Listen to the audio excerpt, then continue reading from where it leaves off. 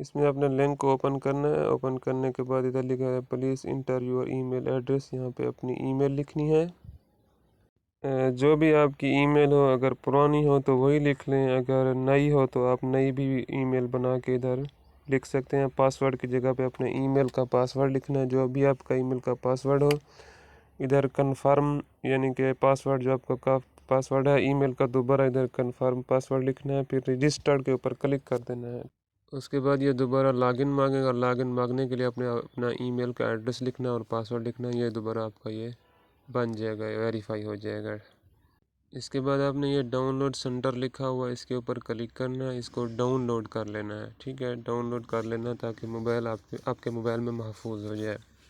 आगे इधर एंड्रॉयड लिखा हुआ है, एंड्रॉयड के ऊपर क्लिक करेंगे, ये इलाउ मांगेगा, इलाउ के ऊपर क्लिक करेंगे तो आपके पास कुछ इस तरह का शो होगा।